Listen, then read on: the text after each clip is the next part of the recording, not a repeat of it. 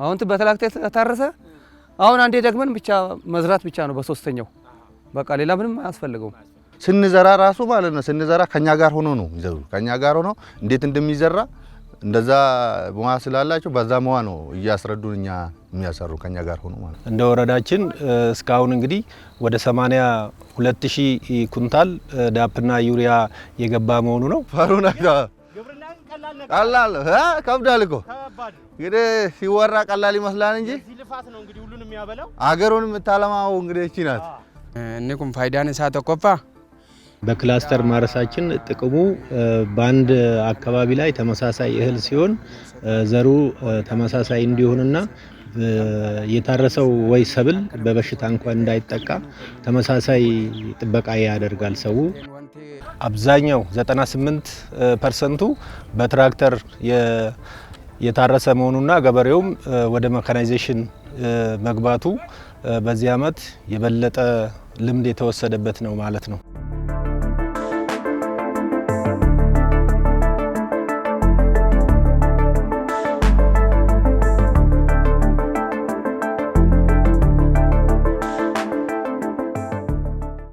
ጤና ይስጥልን ኦሮሚያ ክልል ምስራቅ ሸዋ ዞን በዘንድሮ የመኸር እርሻ ዝግጅት ከ531000 ሄክታር መሬት በላይ በማልማት ከ20 ሚሊዮን ኩንታል በላይ ምርት ለመሰብሰብ አቅዶ የተለያዩ ዝግጅቶችን በማድረግ ላይ ይገኛል። እኛም እንግዲህ በዚህ ዞን ውስጥ ከሚገኙ ወረዳዎች መካከል በተለይም በጤፍና በስንዴ ምርቱ እጅግ ታዋቂ በሆነው አዳ ወረዳ ውስጥ ተገኝተናል።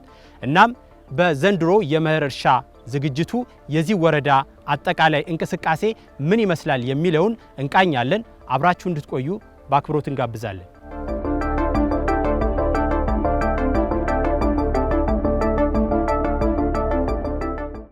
ይህ በሰፊው የተንጣለለና በኩታ ገጠም አመራረት ዘዴ ታርሶ የተዘጋጀ የእርሻ መሬት የሚገኘው ኦሮሚያ ክልል ምስራቅ ሸዋ ዞን አዳ ወረዳ ውስጥ ነው። የአዳ ወረዳ የእርሻ መሬት በተለምዶ ማኛ ተብሎ የሚጠራው ነጭ ጤፍ በስፋት የሚመረትበት ነው። ይሁን እንጂ የአዳ ወረዳ እርሻ መሬት የስንዴና የሽምብራ ምርትም የሚታፈስበት ነው። ለዘንድሮ የመኸር እርሻ ወቅትም አብዛኛው የወረዳው የእርሻ መሬት በትራክተር ታርሶ በበሬ ለስልሶ ለዘር ዝግጁ ሆኗል። ዘር የመዝራት እንቅስቃሴውም የወረዳው የሥራ ኃላፊዎች በተገኙበት በዚህ መልክ ተጀምሯል።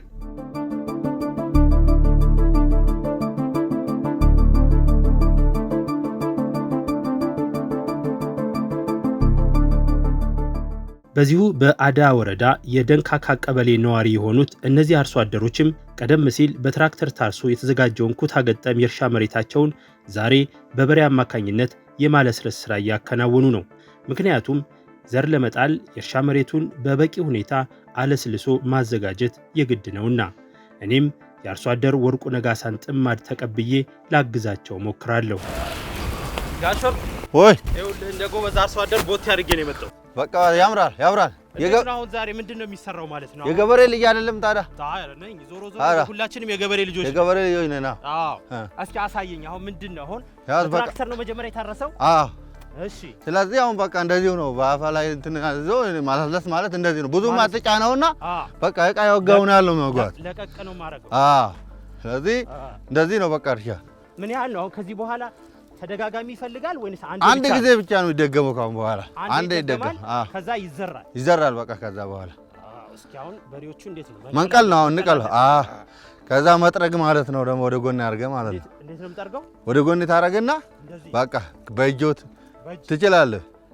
ጭቃ ሲሆን ነው በቦቲ በእግር የሚጠረገው እንጂ እንደዚህ በእጅ ነው የሚጠረገው። መልቀቅ አለበት አፈሩ መልቀቅ አለበት። ስለዚህ አሁን ቀጥሎ ወዴት ነው የሚዞረው? ወደዚህ እሺ ና ሁለት አቁም ዝም ብለህ ይዞራል። እሱ ጫን ስትለው ይዞራል በራሱ። ስለዚህ ለቀቅ ነው። ግባ ዝም ብለህ በፋሩ ነው ዝም ብለህ በቃ ሄድ ንዳው ዝም ብለህ እንደዛ። አይ በፈሩ ነው መሰለኝ። ትክክል በቃ ምንም አይሆንም። ንዳው ፈሩ ነው ግብርናን ቀላል ከብዳል እኮ ከባድ ነው። እንግዲህ ሲወራ ቀላል ይመስላል እንጂ እዚህ ልፋት ነው እንግዲህ ሁሉንም የሚያበላው አገሩን የምታለማው እንግዲህ እቺ ናት። ስለዚህ ሰሞኑን ነው የምትዘሩት? ሰሞኑን ነው የምትዘራው። ዝናቡ እንዴት ነው? ዝናቡ ተመስገን ነው። ይሄን ሰሞን እየዘራልን ነው። ስለዚህ ጀምሯል ማለት ነው። ጀምሯል። ዝናብ ማዘራት የሚችልበት ደረጃ ደርሷል። ደርሷል። አይ ጥሩ ነው። ስንዴ ዘር ደርሷል። አሁን እንግዲህ ይባርክልን ነው። አሃ ይባርክልን አገሩ። አሜን አሜን። እሺ አሃ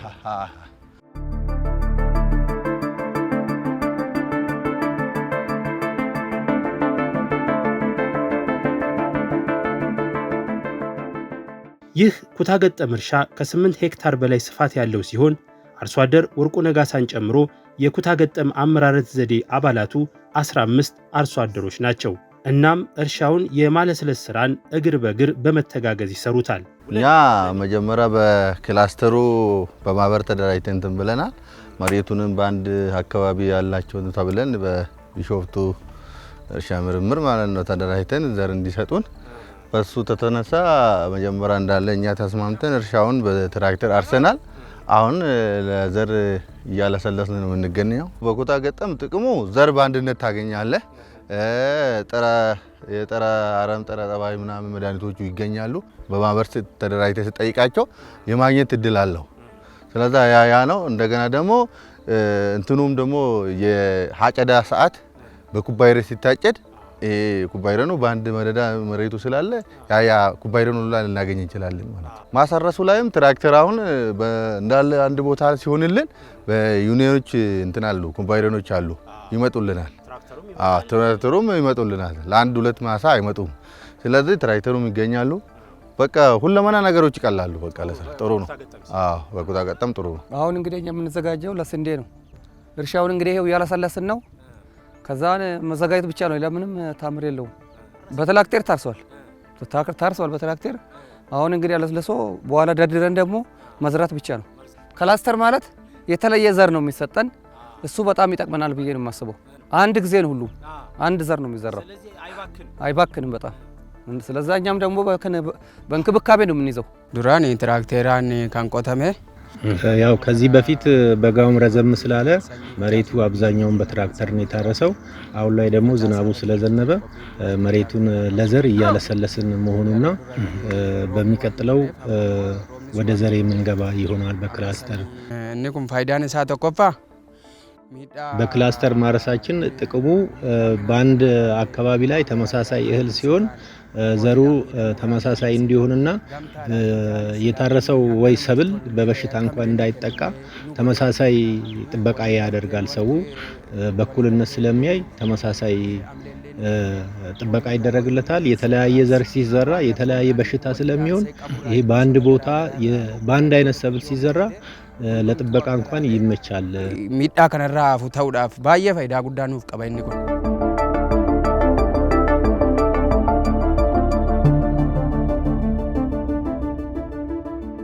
በዚህ አመት እንግዲህ ለመኸር እርሻውን በተሳካ መልኩ ለማሳካት በጋው የሰራተኞች ባለሙያዎች ወረዳ ላይ ያሉት ቀበሌ ላይ ያሉ የልማት ሰራተኞችን እና አርሶ አደሮችን በሙሉ ስልጠና ሙሉ ፓኬጅ የተሰጠ መሆኑ ነው። ከዛ ላይ ተነስቶ ለዚህ ለክረምቱ ዘር መሬቱ ወደ 44317 የሚሆን ሄክታር አለ እንደ ወረዳችን ማለት ነው።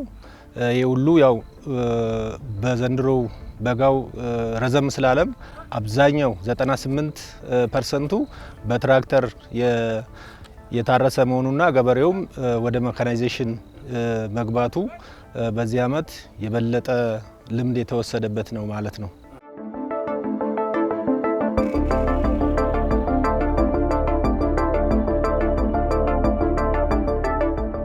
የእርሻ መሬትን በትራክተር ማረስ ጉልበትንና ጊዜን ለመቆጠብ ብቻ አይደለም። ትራክተር የእርሻ መሬትን ጠለቅ አድርጎ ስለሚፈነቅለው የሚዘራው ሰብል መሬቱ ውስጥ የሚገኙ አስፈላጊ ንጥረ ነገሮችን በተሻለ ሁኔታ ማግኘት የሚችልበትን እድል ይፈጥራል።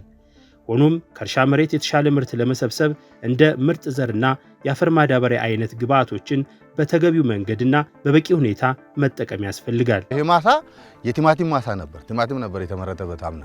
ማዳበሪያ በጣም አግኝቷል። ብዙ ማዳበሪያ አይለንም እዚህ ላይ ማለት ነው።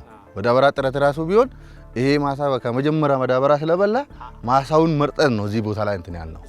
ብዙ አይፈልግም። ለምን በአንድ በዚህ ይረዳናል። ዝም ብሎ ማሳውን ዝም ብሎ ማሳ ላይ ቢዘራ አንድ ውሃ የሚተኛበት ማሳ ይሆናል። ሁለት ደግሞ እንደዚሁ መዳበሪያ ያልጠገበ ማሳ ሊሆን ይችላል ስንል ነው የቲማቲም ማሳ ላይ እዚህ እንትን አለው። ምርጥ ዘር ከቢሾፍቱ እርሻ ምርምር ነው የምናገኘው። በማሳው ተንተን ተተምኖ ነው የሚሰጠን።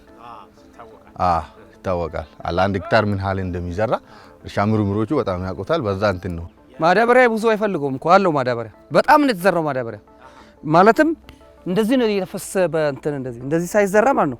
እንደዚህ ነው ተፈሶ የእንትን ያለው በቲማቲም በፊት። አዎ አሁን በትራክተር ታረሰ። አሁን አንዴ ደግመን ብቻ መዝራት ብቻ ነው በሶስተኛው። በቃ ሌላ ምንም አያስፈልገውም። እንደ ወረዳችን እስካሁን እንግዲህ ወደ 82,000 ኩንታል ዳፕና ዩሪያ የገባ መሆኑ ነው።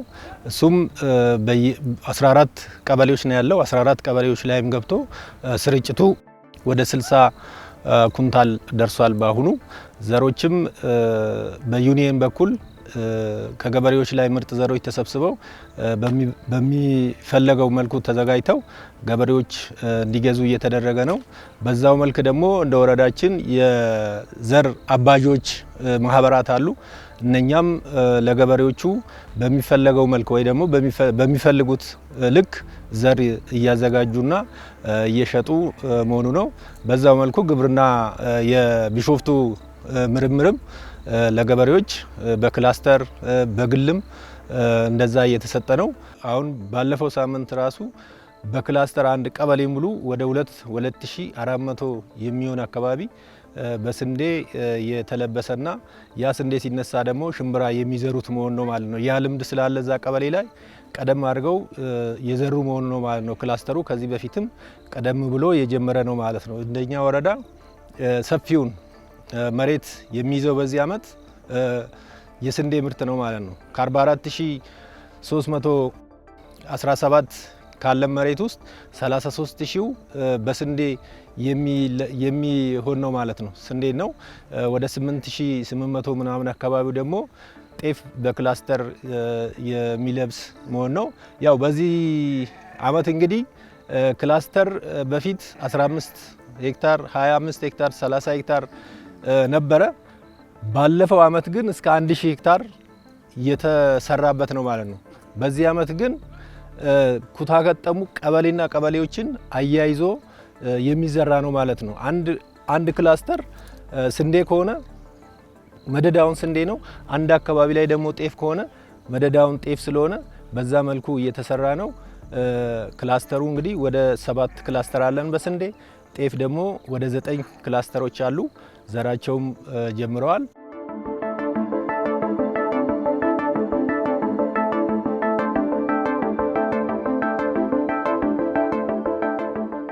በኢትዮጵያ ግብርና ምርምር ኢንስቲትዩት የቢሾፍቱ ግብርና ምርምር ማዕከል በሰብል ምርምር ዘርፉ የጤፍ፣ የፓስታና ማካሮኒ ስንዴ፣ የሽምብራ እንዲሁም የምስር ምርጥ ዝርያዎችን በማፍለቅ በምርምር የፈለቁ ምርጥ ዝርያዎችን ደግሞ ከአሰራር ምክረ ሀሳቦቻቸው ጋር አስተሳስሮ ለዘር አባዦች፣ ለአርሶ አደሮችና ፍላጎቱ ላላቸው አካላት በማቅረብ የሚታወቅ አንጋፋ የግብርና ምርምር ማዕከል ነው። እንደሚታወቀው ምርምር ማዕከል የመነሻ ቴክኖሎጂ ምንጭ ነው።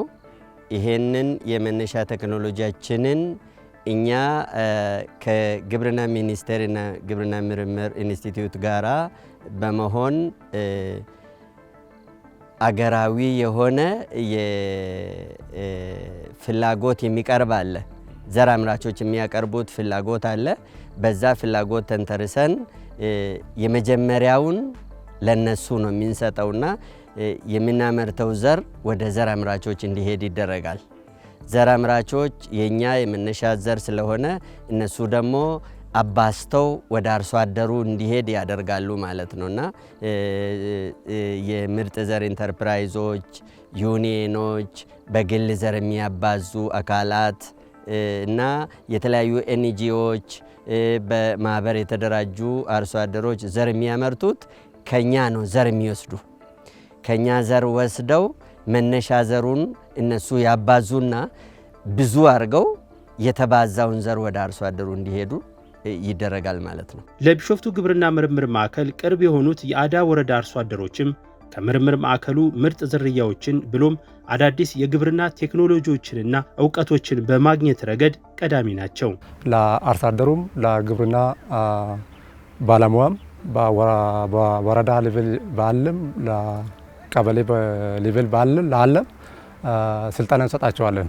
ስልጠና የምንሰጠው ስልጠና የመሬት ዝግጅት፣ መሬት እንዴት መዘጋጀት አለበት፣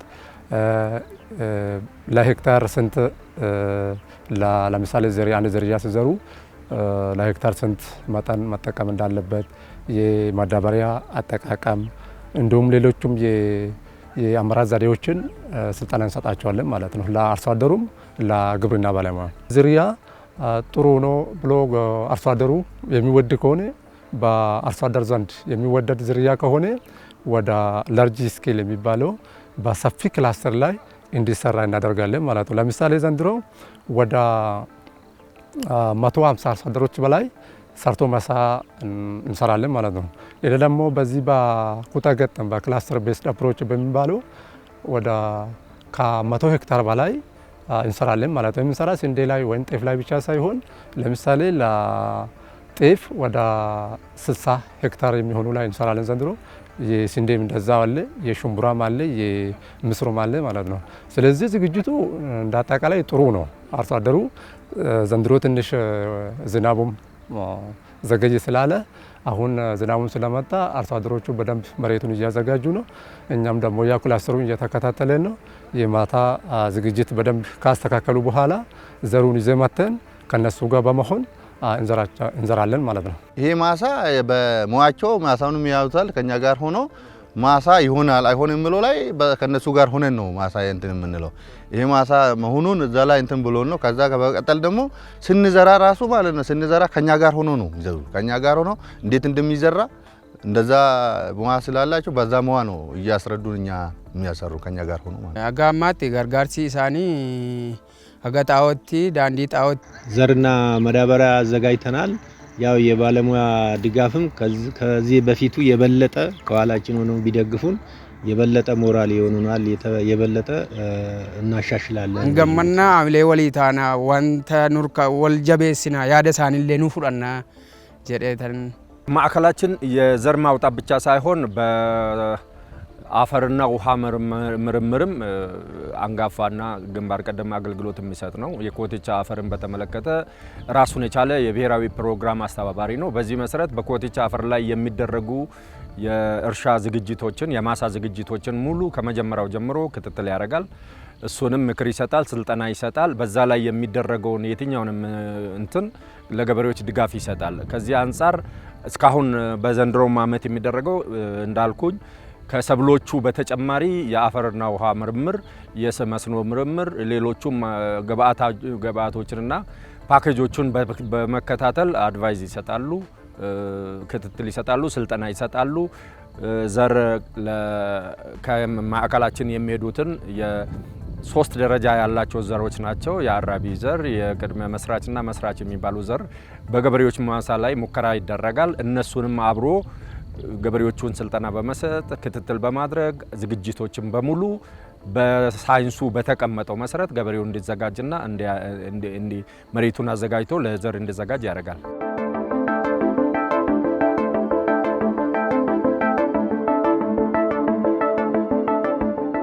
በግብርና ሚኒስቴር መረጃ መሰረት ደግሞ በሀገር አቀፍ ደረጃ በ2018-19 የምርት ዘመን የመኸር እርሻ ከፍተኛ የኢኮኖሚ እድገት የማምጣትና የምግብ ዋስትናን ለማረጋገጥ ያለመ ሰፊ የልማት እቅድና ዝግጅት ተደርጓል። በዚህ የመኸር እርሻም 22.4 ሚሊዮን ሄክታር መሬት በማልማት 730 ሚሊዮን ኩንታል ምርት ለመሰብሰብ መታቀዱን ሚኒስቴር መስሪያ ቤቱ ይገልጻል። ይህን እቅድ ከግብ ለማድረስ ደግሞ ለኩታ ገጠም አመራረት ዘዴ ልዩ ትኩረት ተሰጥቶ እንደሚሰራ፣ የምርጥ ዘርና የአፈር ማዳበሪያ አቅርቦትን ለአርሶ አደሩ ሙሉ በሙሉ ተደራሽ ለማድረግ እየተሰራ ስለመሆኑ እንዲሁም የእርሻ ስራን ዘመናዊ ለማድረግ የትራክተርና የኮምባይነር አቅርቦቶችን ከፍ የማድረግ ተግባራት ተጠናክረው እንደሚቀጥሉ የግብርና ሚኒስቴር መረጃዎች ያብራራሉ።